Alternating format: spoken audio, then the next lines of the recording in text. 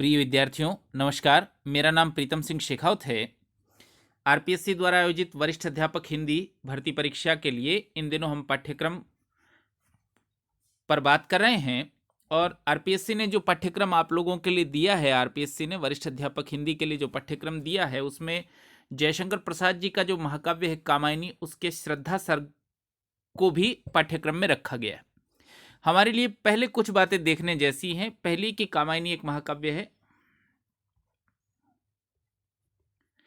तो महाकाव्य की शास्त्रीय दृष्टि से महाकाव्य में सर्गों की संख्या 8 से अधिक होती है। शास्त्र ये कहता है कि महाकाव्य में सर्गों की संख्या 8 से अधिक हो। हालांकि बहुत सारे महाकाव्य इसके अपवाद भी हैं, जैसे रामचरितमानस में सर्गों की संख्या 7 है।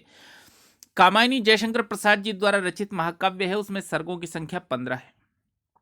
कामायनी के जो 15 सर्ग हैं, उनमें से तीसरा सर्ग श्रद्धा, ये जो सर्ग चल रहा है श्रद्धा, ये तीसरा सर्ग है। ये जो पीडीएफ है, जिस पीडीएफ से मैं पढ़ा रहा हूँ, साधारण अशुद्धियां उसमें है, उसको भी मैं दूर कराऊंगा, आपके ग्रुप पर मौजूद है। इसके अलावा कामायनी की कहानी का जो मूल सार है, कामायनी क्या है, किस विषय पर है, बहुत सारे विद्यार्थी इससे भी परिचित नहीं होते। तो श्रद्धा सर्ग को ठीक संदर्भ में समझें, इसलिए आपका जो टेलीग्राम चैनल है हिंदी विद प्रीतम सिंह, यही टेलीग्राम चैनल का भी नाम है। आप प्राय लोग उस पर सब्सक्राइब किए हुए हैं, नहीं है तो वहाँ पहुँचिए, हिंदी विद प्रीतम सिंह।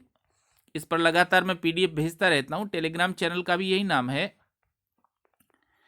इस टेलीग्राम चैनल पर आप जब जाएंगे तो देखेंगे कि ये जो पाठ हम पढ़ रहे हैं वो मूल रूप से वहाँ मौजूद है। मैंने परसों लिखा भी है, कल लिखा है कि इसका प्रिंट आउट निकालिए और इसको बार बार पढ़िए। जब मैं पढ़ाऊँ तो शब्दार्थ यहीं से पढ़िए। इसके अलावा जयशंकर प्रसाद जी की जो महाकाव्य है कामायनी, उसकी भूमिका को जयशंकर प्रसाद ने आमुख इस शीर्षक से लिखा है।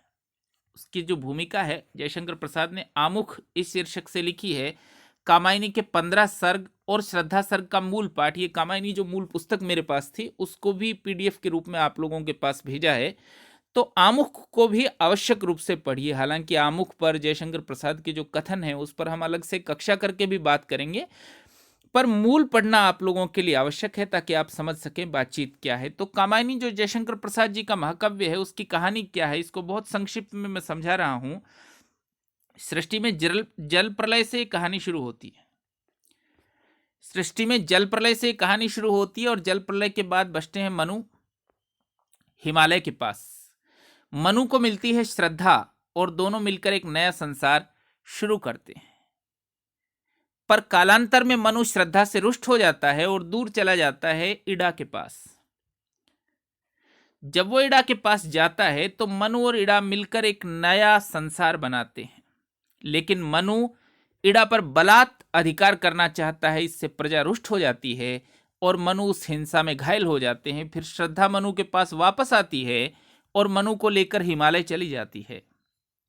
और श्रद्धा और मनु का एक पुत्र है, जिस पुत्र का नाम है मानव, उसको वो इड़ा के पास छोड़ देते हैं। तो कहानी में मुख्य रूप से 3 पात्र हैं। जयशंकर प्रसाद जी की जो कामायनी महाकाव्य है उसमें 3 पात्र हैं। इन तीनों पात्रों की प्रतीकात्मकता को समझिए। जयशंकर प्रसाद ने अपने आमुख में भी लिखा है कि ये प्रतीकात्मक अर्थ भी व्यक्त करें तो मुझे कोई आपत्ति नहीं। आप लोग उस आमुख की मूल प्रति को पढ़िए। मनु मन का प्रतीक है, इस बात को समझिएगा। श्रद्धा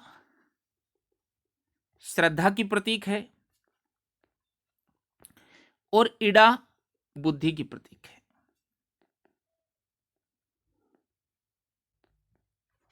ये जो प्रतीकात्मक अर्थ है, मनु मन का, श्रद्धा श्रद्धा की और इड़ा बुद्धि की प्रतीकात्मकता, इस पर कामायनी महाकाव्य टिका हुआ है।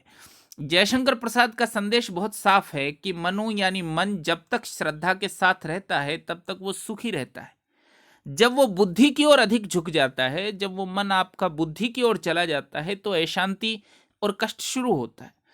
तो इस अवधारणा पर कामायनी निर्भर करती है। एक और बात जो आप लोगों के लिए जानने जैसी है, ये साधारण बातें, कामायनी में सर्गों की संख्या 15 या उनके सर्गों के नाम, साधारणतः विद्यार्थी इसको याद रख लेते हैं। आप सब लोगों को याद करना ही है। देखिए, कभी कभी सर्गों का वो क्रम भी पूछ लेते हैं, तो सर्गों को जब आप याद करें तो आमुख आपको इसीलिए भेजा गया है, सर्गों के नाम इसीलिए भेजे गए हैं कि उनको आप क्रम से याद करिए। जानने जैसी बात आप लोगों के लिए क्या है कि कामायनी किस दर्शन पर आधारित है, इसको आप ठीक से लिख लीजिए। आपके पास पीडीएफ है, उस पर लिख लीजिए। शैव दर्शन की एक मान्यता है जिसका नाम है प्रत्यभिज्ञा। प्रत्यभिज्ञा।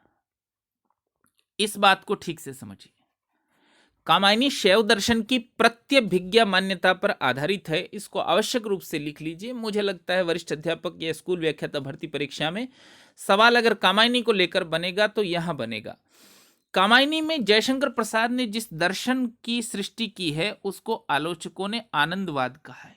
डॉक्टर नगेंद्र ने भी, आचार्य रामचंद्र शुक्ल ने भी। तो आपको यह भी याद रखना है कि कामायनी में जयशंकर प्रसाद ने आनंदवाद की प्रतिष्ठा की है। आनंदवाद का अर्थ है भीतर का आनंद। भीतर के आनंद की प्रतिष्ठा की है। मनु भीतर के आनंद को ही प्राप्त होते हैं हिमालय में जाकर। और प्रसंगवश कामायनी का जो पहला सर्ग है उसका नाम है चिंता, और जो अंतिम 15वां सर्ग है उसका नाम है आनंद। तो कामायनी के लिए विद्वानों का यह कथन है कि कामायनी चिंता से आनंद की यात्रा है। अब हम मूल पाठ को पढ़ना शुरू करते हैं। आप देखिए, कामायनी का पहला सर्ग चिंता जो सर्ग है उसमें तो जल प्रलय होती है, प्रलय का चित्रण है। दूसरा जो सर्ग है उसका नाम है आशा सर्ग। कामायनी का जो दूसरा सर्ग है उसका नाम है आशा सर्ग। मनु जब जल प्लावन उतरता है तो मनु को थोड़ी आशा होती है। और तीसरा सर्ग जो हमारे पाठ्यक्रम में चल रहा है उसका नाम है श्रद्धा सर्ग। यहां श्रद्धा मनु से मिलती है। श्रद्धा सर्ग में होता क्या है कि मनु से मिलती है श्रद्धा, और जब श्रद्धा मनु से मिलती है तो मनु किस स्थिति में है, क्या कर रहे हैं, श्रद्धा उनको क्या कहती है, परस्पर क्या वार्तालाप करते हैं, ये श्रद्धा सर्ग की विषय वस्तु है। तो देखना शुरू करिए। कौन तुम, देखिए मैंने आपको बता ही दिया है कि ये पीडीएफ वही है जो इंटरनेट पर घूम रही है, आप सब लोगों के पास है। मुझे टाइप इत्यादि का समय नहीं मिला है, तो थोड़ी बहुत जो अशुद्धियां हैं उनको मैं साथ साथ दूर करते चलूंगा। ऐसा टाइपिस्ट ने लिखा है कौन हो तुम, ये ठीक नहीं है। मूल पाठ है कौन तुम। इस हो को आप गायब समझिए। कौन तुम संस्कृति जलनिधि तीर, तरंगों से फेंकी मणि एक, कर रहे निर्जन का चुपचाप, प्रभा की धारा से अभिषेक। ये कथन किसका है, यहीं से हमारे लिए सवाल शुरू होता है। ये कथन श्रद्धा का है। ये कथन श्रद्धा का है। श्रद्धा जब मनु से मिलती है तो प्रश्न क्या पूछती है, इसको देखिए। मनु को देखकर पूछती है कौन तुम कौन हो। संस्कृति जलनिधि, आप शब्दार्थ साथ साथ लिखते रहिए। संस्कृति, संस्कृति का अर्थ है संसार, संस्कृति का अर्थ है संसार। जलनिधि का अर्थ है समुद्र। कौन तुम संस्कृति जलनिधि, संसार रूपी समुद्र। कौन तुम, तो श्रद्धा पूछती है तुम कौन हो। संसार रूपी जलनिधि, तीर, तीर का अर्थ है किनारे। तुम कौन हो जो संसार रूपी समुद्र के किनारे बैठे हो। मनु को देखकर पूछती है श्रद्धा तुम कौन हो जो संसार रूपी समुद्र के किनारे बैठे हो। तो आप साहित्य के विद्यार्थी के नाते अलंकार इत्यादि भी जानना लिखना चाहते हैं तो संसार रूपी समुद्र तो रूपक अलंकार है। कौन तुम संस्कृति जलनिधि तीर, संसार रूपी समुद्र के किनारे, और तरंगों से फेंकी मणि एक, संसार रूपी समुद्र के किनारे तुम ऐसे लग रहे हो जैसे समुद्र की तरंगों ने एक मणि को बाहर फेंक दिया है। तो एक रत्न जैसे दिखाई दे रहे हो मनु। कौन हो तुम, ऐसा श्रद्धा ने पूछा। और कर रहे निर्जन का चुपचाप, ये जो सुनसान जगह है, निर्जन का अर्थ सृष्टि में तो प्रलय हो गई और ऊंचाई पर हैं दोनों हिमालय पर्वत। कर रहे निर्जन का चुपचाप, प्रभा की धारा से अभिषेक, अपनी प्रभा से अभिषेक कर रहे हो इस सन्नाटे का। मनु को पूछा है श्रद्धा ने कौन हो तुम, संसार रूपी समुद्र के किनारे बैठे हो, ऐसा लगता है तरंगों ने एक मणि बाहर फेंक दी है और इस सुनसान जगह का अपनी प्रभा से, अपनी चमक से अभिषेक कर रहे हो। इस सुनसान जगह को बहुत सुंदर तुम बना रहे हो, ऐसा आप समझिए। और अगला छंद देखिए।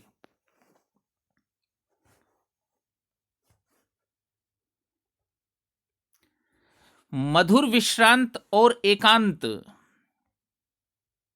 देखिए, मधुर विश्रांत, तुम मधुर दिखाई देते हो। विश्रांत यानी थके हुए। शब्दार्थ लिखते चलिए ताकि आपको कोई दिक्कत ना हो। मधुर विश्रांत और एकांत, तुम मधुर हो, विश्रांत हो और अकेले बैठे हो। अकेले बैठे हो जगत का सुलझा हुआ रहस्य, ऐसा जान पड़ता है कि तुम संसार का सुलझा हुआ रहस्य हो। सुलझा हुआ रहस्य से ध्वनि क्या आ रही है कि तुम व्यर्थ के झंझट में हो। जगत का सुलझा हुआ रहस्य, संसार के सुलझे हुए रहस्य जान पड़ते हो, व्यर्थ का झंझट लिए हुए हो। एक करुणामय सुंदर मौन, करुणा से भरा हुआ सुंदर मौन है तुम्हारा। देखिए सभी कथन श्रद्धा ही कह रही है। श्रद्धा मनु को उसका परिचय पूछ रही है और कह रही है एक करुणामय सुंदर मौन, करुणा से भरे हुए सुंदर मौन है तुम्हारा, और चंचल मन का आलस्य। तुमको देखकर ऐसा लगता है कि तुम आलस से भरे हुए हो। चंचल मन का आलस्य, तुम्हारा मन चंचल है पर वो आलस्य से भरा हुआ है। और चंचल मन का आलस्य, कुछ करने की तुम्हारी इच्छा नहीं है, शांति से चुपचाप एक जगह बैठे हो, मौन रखे हुए बैठे हो, और तुम्हारा मन आलस्य से भरा हुआ है। तो मनु ने पूछा, अब देखिए मनु ने क्या सुना।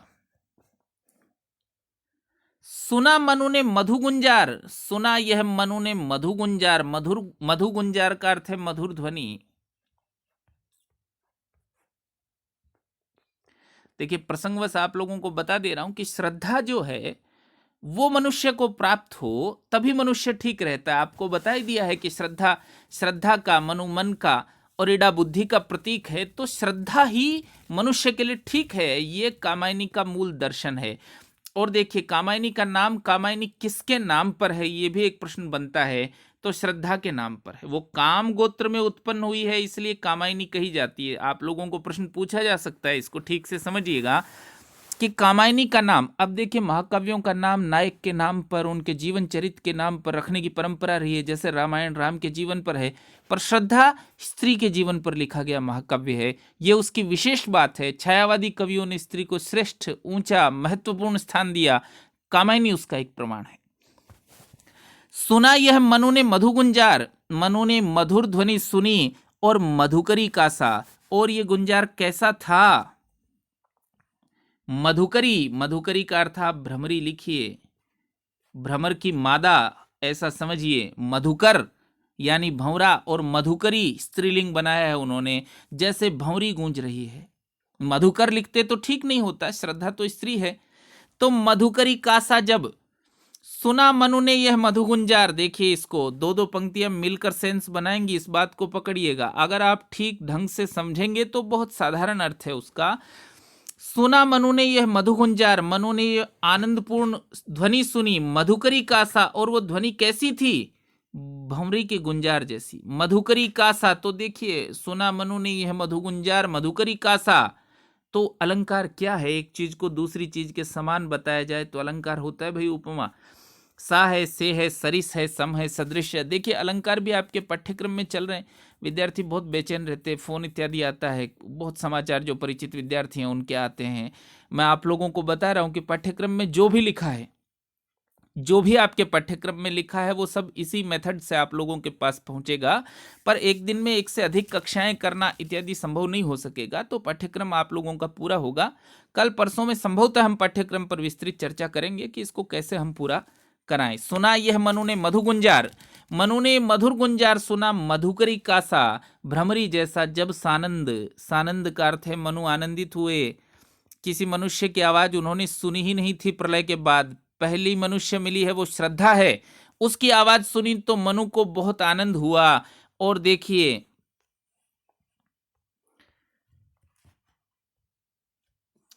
किए मुख नीचा कमल समान। उस समय उन्होंने अपने मुख को कैसे कर रखा था? कमल जैसा, कमल जैसे मुरझा कर लटक जाए ऐसे मुख को नीचा कर रखा था। और पास जयशंकर प्रसाद की कविता की आप देखिए कलाकारी, उनकी श्रेष्ठता देखिए उनकी कविता की। उनके मुख को कमल जैसा बताया है और श्रद्धा को भ्रमरी के समान बताया है। भ्रमरी के समान बताया तो कमल जो नीचा मुख किए हुए हैं, वो जब वो भ्रमरी की ध्वनि सुनता है तो कमल ऊपर उठता है, प्रसन्न होता है। ये भाव है, किया मुख नीचा कमल समान। वो अपने मुख को कमल के समान नीचे किए हुए थे। ओम प्रथम कवि का जो सुंदर छंद, और उनको श्रद्धा की आवाज कैसी सुनाई पड़ी, कैसी सुनाई पड़ी? जैसे आदि कवि वाल्मीकि का पहला छंद, प्रथम कवि। और याद रखिए, आप लोग साहित्य के विद्यार्थी हैं, तो प्रथम कवि भारतीय संस्कृति में आदि कवि वाल्मीकि को कहा जाता है। प्रथम कवि, आदि कवि, जब भी आप शब्द सुने तो इसका मतलब होता है वाल्मीकि। शुद्ध ऐसे ही लिखा जाता है भाई, इसको भी देखिएगा, शब्द शुद्धि भी आपके पाठ्यक्रम में चल रही है। प्रथम कवि का जो सुंदर छंद, उसकी आवाज ऐसी सुनाई पड़ी उनको जैसे आदि कवि वाल्मीकि का पहला श्लोक। और आदि कवि वाल्मीकि का पहला श्लोक भी बहुत दिलचस्प है, आप उसको इंटरनेट पर भी सर्च करेंगे तो मिलेगा। क्रौंच युगल, जिसको आप सारस कहते हैं, उसमें से एक क्रौंच को शिकारी ने मार डाला, एक सारस को या एक हंस को, संस्कृत में लिखा है क्रौंच, शिकारी ने मार डाला। जब शिकारी ने मारा तो दूसरे पक्षी को देखकर वाल्मीकि के मन में अद्भुत करुणा हुई। उन्होंने अपनी पहली कविता कही एक सारस के शिकार को देखकर। यह साहित्य की सहृदयता को दिखाता है। प्रसंगवश आप लोगों को पंक्ति पूछ रहा हूं, आने जैसी है, छायावादी कवि को पढ़ा रहा हूं तो उसी तरह की पंक्ति पूछ रहा हूं। वियोगी होगा पहला कवि और आह से उपजा होगा गान। ये काव्य पंक्ति किसकी है? वियोगी होगा पहला कवि, आह से उपजा होगा गान। लिख नहीं पा रहा हूं, थोड़ा लिखने की जगह कम है, पर आप समझ जाइए। वियोगी होगा पहला कवि और आह से उपजा होगा गान। ये काव्य पंक्ति किसकी है? मुझे कमेंट करके जरूर बताइए। देखिए, तो श्रद्धा ने जब पूछा तो मनु ने मुख ऊंचा किया, उनको बहुत आनंद हुआ। और देखिए, एक झटका सा लगा। मनु ने जब श्रद्धा को देखा तो किसी मनुष्य को देखा ही नहीं है अब से पहले, प्रलय के बाद। एक झटका सा लगा, सहर्ष, लेकिन ये झटका दुख का झटका नहीं है, प्रसन्नता का झटका है। मनुष्य को देखकर दूसरे मनुष्य को जो प्रसन्नता हुई है उसको दिखाया है। एक झटका सा लगा सहर्ष, मनु को एक झटका जैसा लगा। और निरखने लगे लुटे से, मनु जैसे लूटे गए हैं ऐसे देखने लगे, हक्के बक्के रह गए। निरखने लगे लुटे से, ऐसे जैसे लुट गए हो मनु। तो अलंकार क्या है? उपमा है। निरखने लगे, एक झटका सा लगा सहर्ष, निरखने लगे लुटे से, कौन गा रहा यह सुंदर संगीत। देखिए पंक्तियां कैसे अर्थ बनाती है जयशंकर प्रसाद की, इसको समझिए। एक झटका सा लगा सहर्ष और निरखने लगे लुटे से, कौन गा रहा यह सुंदर संगीत। ये दोनों पंक्तियां मिलकर एक अर्थ बनाती हैं। निरखने लगे लुटे से, मनु देखने लगे कि कौन गा रहा यह सुंदर संगीत। इतनी सुंदर संगीत की आवाज कहां से आई? फिर उन्होंने श्रद्धा को देखा। निरखने लगे लुटे से, कौन गा रहा यह सुंदर संगीत, ये कौन गा रहा है, ऐसा उन्होंने देखा। और आगे देखिए, कुतूहल रह न सका फिर मौन। उनको इतना कुतूहल हुआ, इतनी जिज्ञासा हुई। इसका अर्थ लिख लीजिए आप, जिज्ञासा का मतलब होता है जानने की इच्छा। प्रसंगवश आपको बता रहा हूं कि उपनिषद शुरू होते हैं इस सेंटेंस से, अथा तो ब्रह्म जिज्ञासा। ये ब्रह्म को जानने की जिज्ञासा है। कुतूहल रह न सका फिर मौन, उनका कुतूहल फिर मौन नहीं रह सका। वो पूछने लगे, देखें कौन है। और देखिए, अब ये जो संदर्भ है इसको समझिए, ये श्रद्धा का सौंदर्य वर्णन है। जयशंकर प्रसाद का महाकाव्यत्व सिद्ध होता है श्रद्धा के सौंदर्य वर्णन से। लिख लीजिए, श्रद्धा का सौंदर्य वर्णन। जब तक मैं अन्यथा न कहूं, श्रद्धा का सौंदर्य वर्णन ही चलता रहेगा। आप रीतिकालीन कवियों के सौंदर्य वर्णन पढ़े हैं, भक्तिकालीन कवियों के सौंदर्य वर्णन पढ़े हैं, छायावादी कवियों के सौंदर्य वर्णन को पढ़िए। कितना सूक्ष्म है ये। आप जो शब्द पढ़ते हैं लाक्षणिकता, आप जो शब्द पढ़ते हैं प्रतीकात्मकता, आप जो शब्द पढ़ते हैं उपचार वक्रता, वो जयशंकर प्रसाद की इन पंक्तियों से साकार होता है। और देखा वह सुंदर दृश्य, मनु ने देखा वह सुंदर दृश्य। किसको सुंदर दृश्य कहा है? प्रश्न पूछा जा सकता है। श्रद्धा को सुंदर दृश्य कहा। और देखा वह सुंदर दृश्य, मनु ने देखा ये सुंदर दृश्य, नयन का इंद्रजाल, आंखों के लिए जादू जैसा। नयन का इंद्रजाल, इंद्रजाल तो आप लोग जानते हैं, जादूगर दिखाते हैं ना, इंद्रजाल कहते हैं उसको। इंद्रजाल का अर्थ है जादू। काम चलाऊ शब्द इस्तेमाल कर रहा हूं इंद्रजाल के लिए। नयन का इंद्रजाल अभिराम, और अभिराम का अर्थ होता है सुंदर। अब देखिए भाई, शब्द शुद्धि शब्द युग्म भी आपके पाठ्यक्रम में चल रहे हैं, व्याकरण पूरी ही चल रही है। तो अभिराम यानी सुंदर और अविराम यानी लगातार, इस तरह शब्दों को आपको याद करना है। पुस्तक मैंने बता दी है, कक्षा 9, 10, 11, 12 की व्याकरण की पुस्तक से शुरू करिए, कक्षा हम करेंगे ही। नयन का इंद्रजाल अभिराम, आंखों के लिए जादू जैसा, आंखों के लिए सुंदर जादू जैसी दिखाई देती है श्रद्धा। और कुसुम वैभव में लता समान, कैसी दिखती है, जैसे फूलों से लदी हुई लता हो। एक पंक्ति में सारी बात जयशंकर प्रसाद ने कह दी है। देखिए, कुसुम वैभव में, कुसुम वैभव का अर्थ है पुष्पित, जिस पर पुष्प लगे हुए हैं, जिस पर पुष्पों का वैभव है, पुष्पों का वैभव। कुसुम वैभव में लता समान, तो अलंकार क्या है, उपमा है।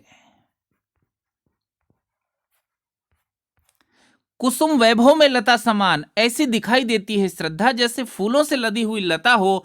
और देखिए, चंद्रिका से लिपटा घनश्याम, चंद्रिका का अर्थ होता है चांदनी।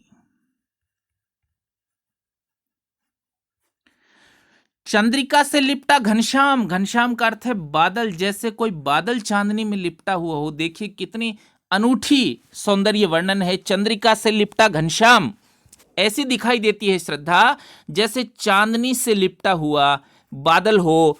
और देखिए, श्रद्धा का सौंदर्य वर्णन ही चलता रहेगा तब तक, जब तक मैं आपको अन्यथा बात नहीं बताऊं। आप समझिए उसको कि हृदय की अनुकृति बाह्य उदार, एक लंबी काया उन्मुक्त, ये दोनों पंक्तियां मिलकर एक अर्थ बनाती हैं।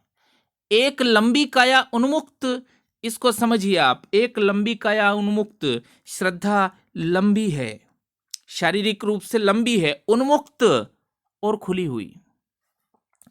एक लंबी काया उन्मुक्त, लंबी और खुली हुई वो स्त्री, हृदय की अनुकृति बाह्य उदार, उसका जो बाह्य स्वरूप है वो उसके हृदय की ही अनुकृति है। मतलब उसका हृदय भी बड़ा है और खुला है, और उसका शरीर बड़ा और उन्मुक्त खुला हुआ दिखाई देता है। समझिए इसको, दोनों अर्थ साथ साथ चल रहे हैं। हृदय की अनुकृति बाह्य उदार, एक लंबी काया उन्मुक्त, उसका जैसा शरीर है वैसा ही उसका हृदय है, उदार।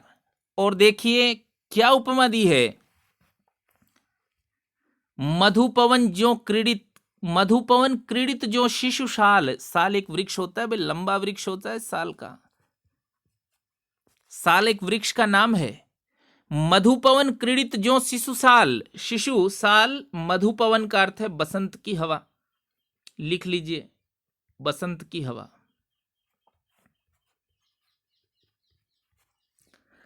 मधुपवन क्रीडित जो शिशु साल, जैसे साल वृक्ष वसंत ऋतु की हवा में खेल रहा हो, जैसे वसंत की हवाएं चल रही हो और साल का वृक्ष उनके साथ हिल रहा हो, सुशोभित हो, सौरभ संयुक्त, सौरभ का अर्थ होता है सुगंध, सौरभ का अर्थ होता है सुगंध, और सुगंध बिखेर रहा हो। साल का वृक्ष वसंत की हवाओं में झूम रहा हो और सुगंध बिखेर रहा हो, वैसी दिखाई पड़ती है कौन, श्रद्धा।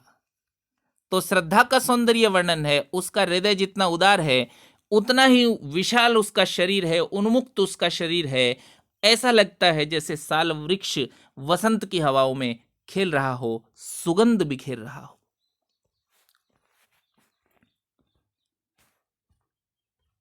मसृण, मसृण का अर्थ होता है कोमल। हजारी प्रसाद द्विवेदी जी को यह शब्द बहुत पसंद है, मसृण। मसृण का अर्थ है कोमल। देखिए प्रसंगवश आप लोगों को बता दे रहा हूं कि उसकी विषय वस्तु पर हम बात करेंगे, उसका जो दर्शन है उस पर हमने बात की है। प्रत्यभिज्ञा दर्शन है शैव दर्शन का, आनंदवाद की प्रतिष्ठा करना उसका लक्ष्य है। कामायनी 15 सर्गों में है, आमुख आपके पास मूल रूप में है। अर्थ मैं आपको बता रहा हूं, लिखित अर्थ भी आप लोगों को किसी रेफरेंस पुस्तक से मैं भेज दूंगा, आप उसको बार बार पढ़कर तैयार कर सकते हैं। लेकिन एक छोटी बात, ये सब बहुत बड़ी बड़ी बातें हैं, एक छोटी बात, छोटी बात क्या है कि कभी कभी वो शब्दार्थ पूछ लेते हैं। पीएससी जब पेपर बनाती है तो कुछ भी पूछा जा सकता है, छोटे से बड़ी तक सब बातें। तो मसृण इसका अर्थ कोमल होता है, इसको लिख डालिए। मसृण गांधार देश के नील रोम वाले मेषों के चर्म, ढक रहे थे उसका वपुकांत। देखिए 3 पंक्तियां मिलकर अर्थ बना रही हैं। मसृण गांधार देश के नील रोम वाले मेषों के चर्म, गांधार देश में पाए जाने वाले नीले बालों वाले, रोम का अर्थ है बाल, मेष का अर्थ होता है भेड़। गांधार देश में पाई जाने वाली, गांधार आज का कंधार समझिए आप, गांधार देश में पाई जाने वाली नीले बालों वाले भेड़ के चमड़ा, और चमड़ा कैसा? मसृण, कोमल। ये छायावादी शैली है। आप अगर एकदम सीधा सीधा अर्थ निकालना चाहेंगे नहीं निकलेगा, आप उस पर चाबी लगाइए, ठीक से समझिए किस संदर्भ में है। मसृण गांधार देश के नील रोम वाले मेषों के चर्म ढक रहे थे उसका वपुकांत। वपु का अर्थ होता है शरीर, वपु का अर्थ होता है शरीर, वपु का अर्थ है शरीर, कांत का अर्थ सुंदर। उसके सुंदर शरीर को ढक रहा था क्या?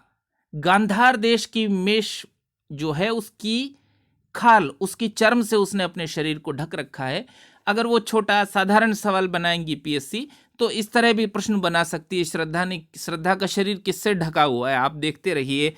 बन रहा था वह कोमल वर्म, और उसके लिए वो कोमल आवरण जैसा बन रहा है, ऐसे श्रद्धा ने उसको पहन रखा है।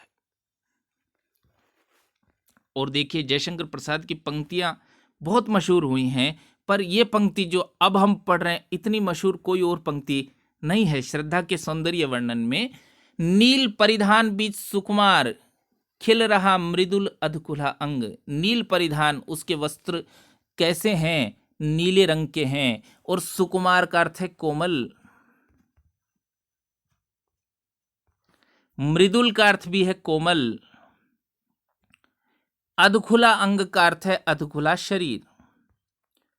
तो नीले रंग के कोमल परिधान में उसका कोमल शरीर, अधखुला अंग, आधा दिखाई आधा खुला दिखाई पड़ता है। पहले ही वो कह चुके हैं हृदय की अनुकृति बाह्य उदार, एक लंबी काया उन्मुक्त। तो वस्त्र से सिर से पैर तक नहीं ढकी है श्रद्धा, ऐसा जयशंकर प्रसाद कह रहे हैं। नील परिधान बीच सुकुमार, खुल रहा मृदुल अधखुला अंग, उसका शरीर अधखुला दिखाई पड़ता है। और देखिए ये उपमा है भाई, खिला हो ज्यों बिजली का फूल। विद्यार्थी क्या है कि इस बात को जब मैं पढ़ाऊंगा तो समझ सकेंगे। वो आमतौर पर पुस्तकों से रट लेते हैं कि ज्यों जैसे, ये उदाहरण अलंकार होता है। उदाहरण अलंकार नहीं है, ये उपमा है।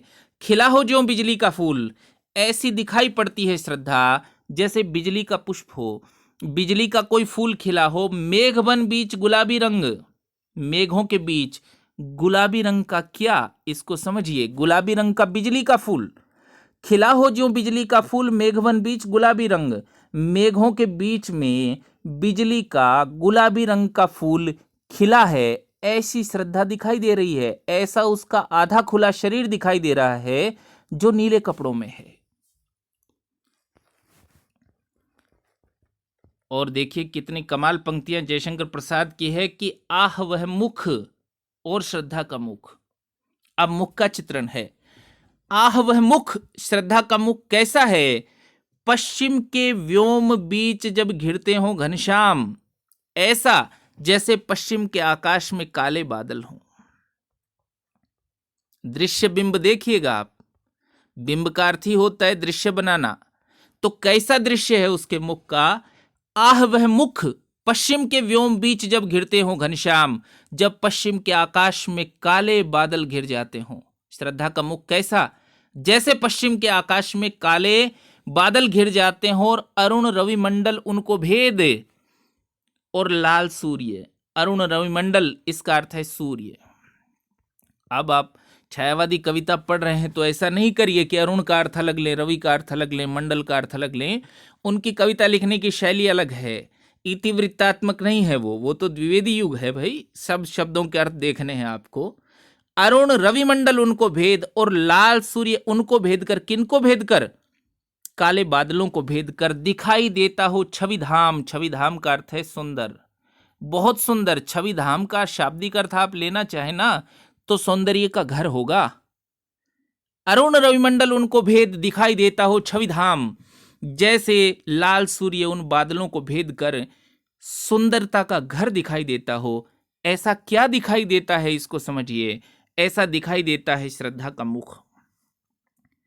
ऐसा दिखाई देता है श्रद्धा का मुख जैसे पश्चिम के आकाश में काले बादल हों और लाल सूर्य उनको छेद कर बाहर निकलता हो, सौंदर्य का घर दिखाई देता। अब घनश्याम कहाँ से होंगे भाई, उसके केश हैं काले, काले बालों के बीच उसका मुख ऐसा दिखाई देता है जैसे बादलों के बीच से सूर्य निकल आया है, ऐसा मतलब है।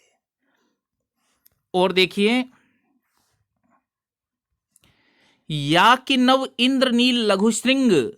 अब देखिए श्रृंग शुद्ध लिखा है भाई, इसको शुद्ध कर लिखिए, श्रृंग। या कि नव इंद्रनील लघु श्रृंग, या कि इंद्रनील वाली, इंद्रनील एक पत्थर का नाम है। नव इंद्रनील लघु श्रृंग यानी इंद्रनील छोटा पर्वत, श्रृंग का अर्थ है चोटी या पर्वत समझिए आप यहां इसका अर्थ। या कि नव इंद्रनील लघु श्रृंग फोड़ कर धधक रही हो कांत, कांत का अर्थ होता है सुंदर। इंद्रनील छोटे पर्वत की चोटी पर धधक रही हो क्या, एक ज्वालामुखी अचेत। श्रद्धा का मुख कैसा दिखाई देता है, जैसे पर्वत के शीर्ष पर कोई ज्वालामुखी धधक रहा है। या कि नव इंद्रनील लघु श्रृंग फोड़कर धधक रही हो कांत, एक ज्वालामुखी अचेत। माधवी रजनी में अश्रांत, माधवी रजनी का अर्थ है वसंत की रजनी, वसंत की रात्रि। जैसे वसंत की रात्रि में कोई ज्वालामुखी धधक रहा हो। अश्रांत, अश्रांत का अर्थ लिख लीजिएगा भाई, अश्रांत का अर्थ है लगातार, अश्रांत का अर्थ है लगातार। माधवी रजनी में अश्रांत, दोबारा देखिए इस पूरे छंद को, ठीक संदर्भ में समझिए इसको।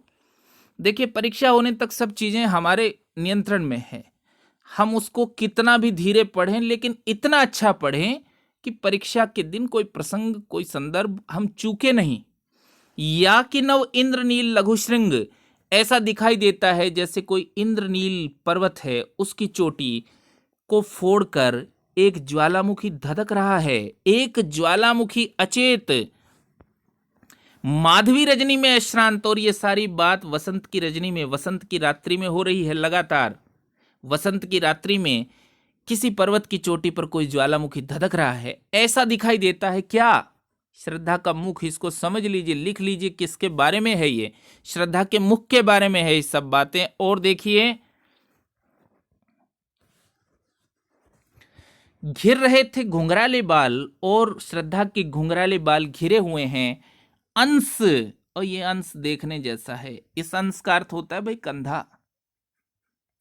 सह जब दंत्य इस्तेमाल किया जाए तो अंश का अर्थ होता है कंधा। ये भी आपको शब्द युग्म के रूप में पूछा जाएगा। ये अंश और दूसरा अंश, अंश अंश का अर्थ है भाग, अंश का अर्थ है हिस्सा, और अंश का अर्थ है कंधा। घिर रहे थे घुंघराले बाल, श्रद्धा के घुंघराले बाल घिरे हुए हैं अंश अवलंबित मुख के पास, कंधे पर और मुख के पास। कंधे का सहारा लिए हुए, अवलंबित का अर्थ है सहारे, कंधे के सहारे मुख के पास घुंघराले बाल हैं उसके, नील घन शावक से सुकुमार। कैसे बाल हैं श्रद्धा के बाल, कैसे नील घन शावक, घन शावक का अर्थ है नीले और छोटे बादल। वैसे शब्द का अर्थ देखना चाहें तो ये होगा बादलों के बच्चे, लेकिन छोटे छोटे बादल आप समझिए। घन शावक यानी छोटे छोटे बादल।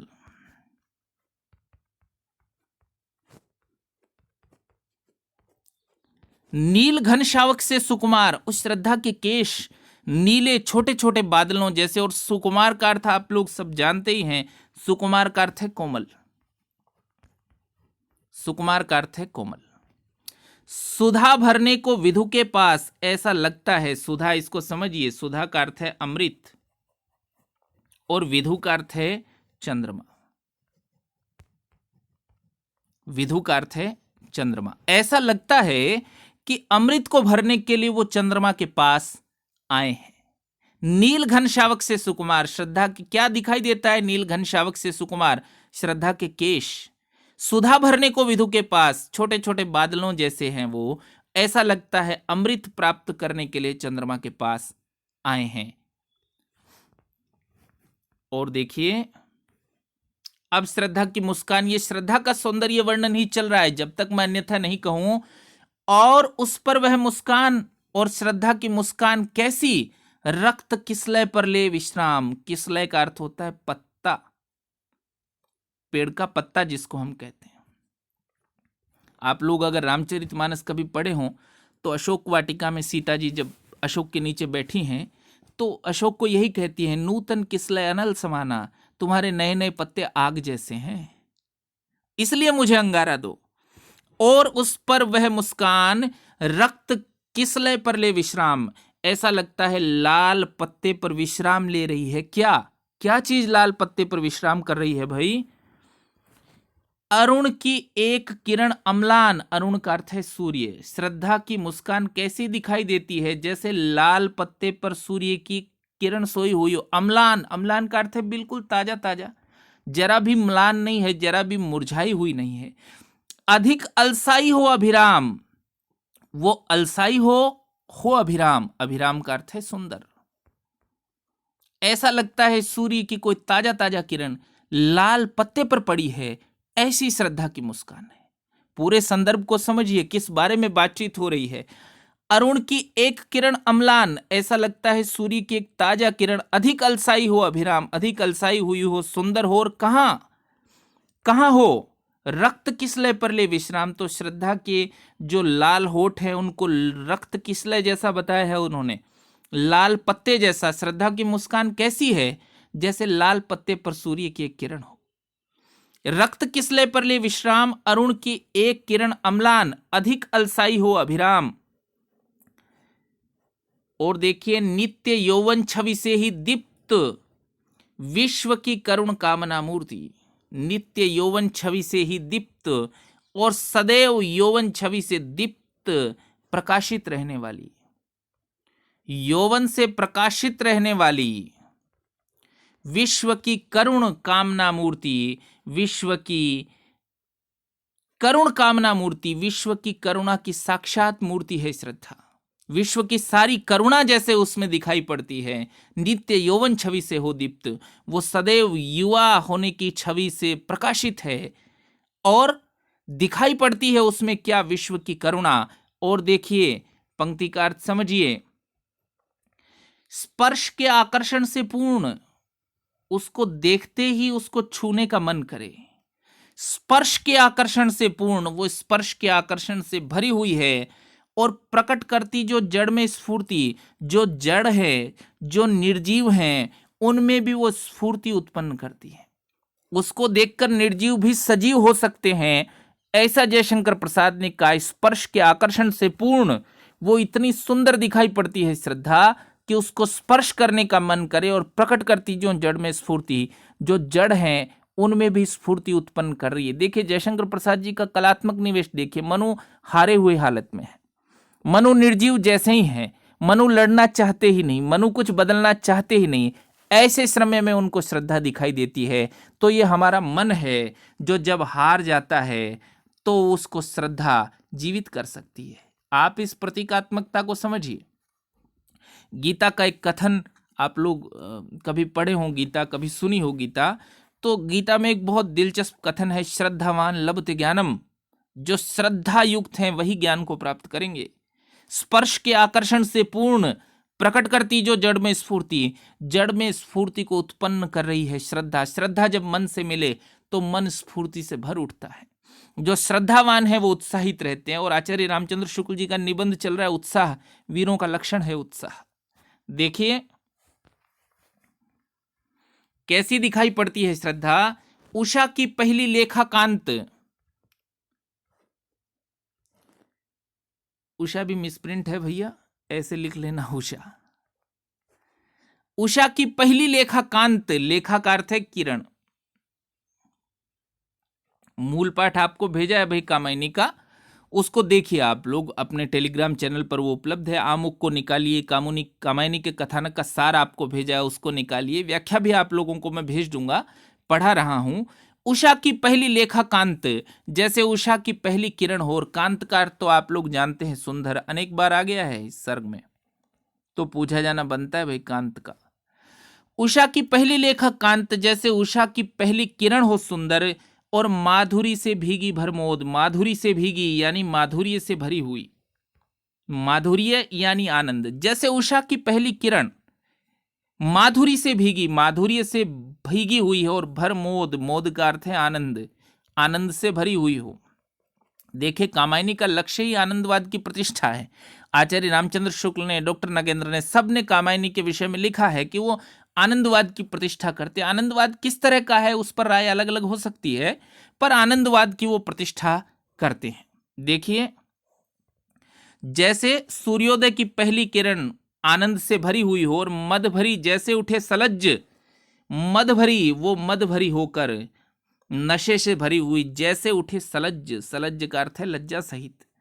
जैसे वो पूरी रात सोती रही है सूर्य की किरण, और सुबह लज्जा के साथ उठे, लज्जा से उठे। भोर की तारक द्युति की गोद, और कहां से उठे? भोर की तारक द्युति की गोद, सुबह के तारों की गोद से उठे।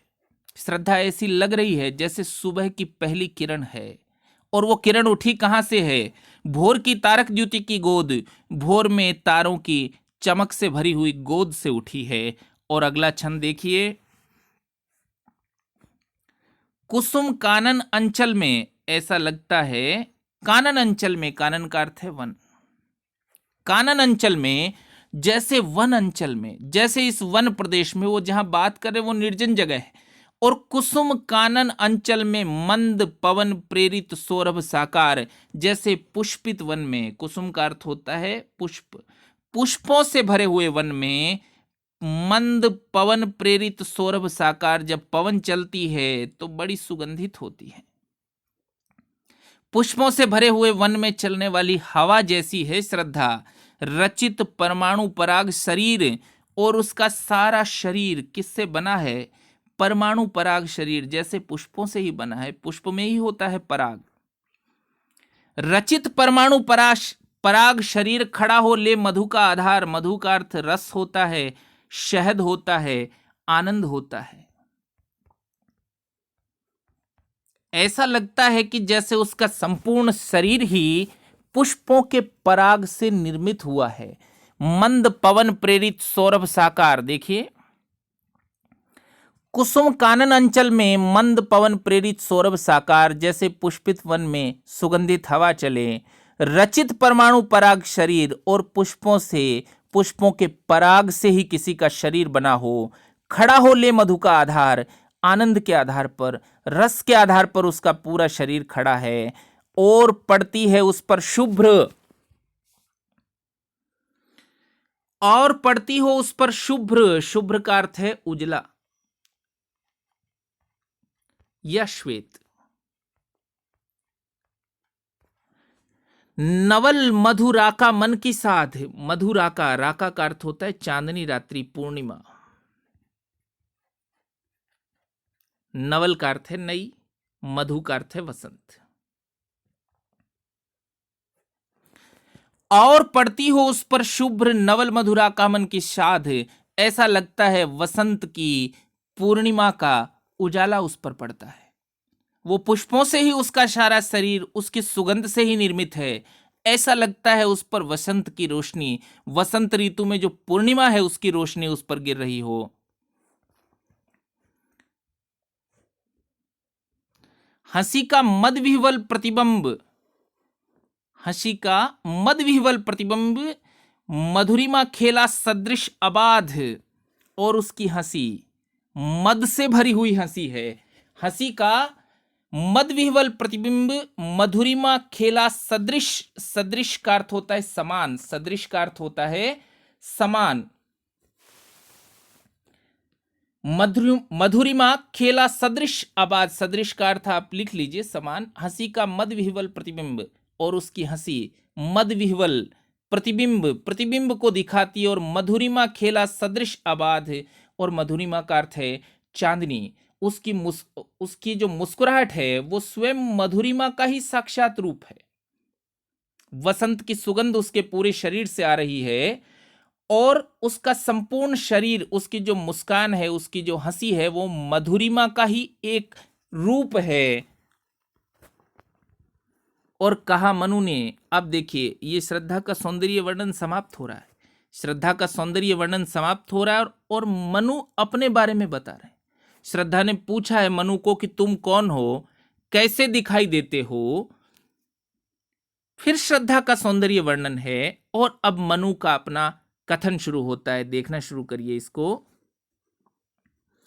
कहा मनु ने, नभ धरणी बीच, नभ का अर्थ है आकाश और धरणी का अर्थ है धरती। कहा मनु ने, नभ धरणी बीच, धरती और आकाश के बीच बना जीवन, ये जीचन थोड़ा मिसप्रिंट हो गया भाई, इसको जीवन करिए। कहा मनु ने नभ धरणी बीच, मनु ने कहा आकाश और धरती के बीच बना जीवन रहस्य निरुपाय, एक उल्का सा जलता भ्रांत, शून्य में फिरता हूं असहाय। श्रद्धा ने पूछा था तुम कौन हो, तो मनु ने क्या उत्तर दिया। यहां से मनु का कथन शुरू होता है। कहा मनु ने नभ धरणी बीच, मनु ने कहा आकाश और धरती के बीच बना जीवन रहस्य, मेरा जीवन जैसे रहस्य बन गया है, निरुपाय, और मेरे पास कोई उपाय नहीं है। कुछ बदलाव मैं अब कर नहीं सकता क्योंकि सृष्टि तो नष्ट हो गई है। एक उल्का सा जलता भ्रांत, और एक उल्का के समान जल रहा हूं। भ्रांत का अर्थ है भटका हुआ। मैं जलते हुए उल्का पिंड जैसा हो गया हूं, जैसे धरती और आकाश के बीच में उल्का पिंड होता है ना भाई। उल्का से कोई टुकड़ा गिर जाए, किसी ग्रह से कोई टुकड़ा गिर जाए, उसको हम उल्का पिंड कहते हैं। वो यहां वहां कहीं भी रगड़ खाता है और नष्ट हो जाता है। मनु कह रहे हैं ऐसा ही है मेरा जीवन। बना जीवन रहस्य निरुपाय, एक उल्का सा जलता भ्रांत, मैं एक उल्का के समान जल रहा हूं। भ्रांत का अर्थ है भटका हुआ हूं। शून्य में फिरता हूं असहाय, और शून्य में असहाय घूमता हूं। शून्य अंतरिक्ष को भी कहते हैं भाई, और पृथ्वी भी इस समय शून्य ही है, वहां कोई जनजीवन है ही नहीं। शून्य में फिरता हूं असहाय, मैं शून्य में असहाय फिर रहा हूं। और देखिए आगे मनु का अपना परिचय। मनु ने क्या बताया कि शैल निर्झर न बना हतभाग्य, मैं वो पर्वत हूं जिससे कोई झरना नहीं फूटा। निर्झर का अर्थ है झरना। शैल निर्झर न बना हतभाग्य, मैं वो पर्वत हूं। शैल का अर्थ है पर्वत। शैल निर्झर न बना हतभाग्य, मनु ने कहा मैं ऐसा पर्वत हूं जिससे कोई झरना नहीं फूटा, और गल न सका जो कि हिमखंड। हिमखंड का अर्थ है बर्फ का टुकड़ा। मैं बर्फ का ऐसा टुकड़ा हूं जो गल नहीं सका। ऐसा पर्वत हूं जिससे कोई झरना नहीं निकला। ऐसा हिम का टुकड़ा हूं जो गल नहीं सका, और दौड़कर मिला न जलनिधि अंक, और मैं वो हूं जो दौड़कर मिला न जलनिधि अंक। जलनिधि अंक का अर्थ है समुद्र, जाकर समुद्र से मिला भी नहीं। दौड़कर मिला न जलनिधि अंक, जाकर समुद्र से मिला नहीं। आह वैसा ही हूं पाखंड, मेरा संपूर्ण जीवन पाखंड ही है। एक धोखा जैसा ही है मेरा जीवन। मेरे जीवन को कोई पूर्णता प्राप्त नहीं हो सकी है। तो ये कामायनी का श्रद्धा सर्ग है, कामायनी का तीसरा सर्ग जो वरिष्ठ अध्यापक के पाठ्यक्रम में चल रहा है। 2 टुकड़ों में हम इस कक्षा को करेंगे। आज के लिए इतना ही, कल इसको पूर्ण करेंगे। इसको पढ़कर देखिए, आपको जो दिक्कत है, अस्पष्टता है, वो मुझे मैसेज के रूप में लिखकर भेजिए। टेलीग्राम चैनल को ज्वाइन कीजिए। आप लोगों को बहुत धन्यवाद।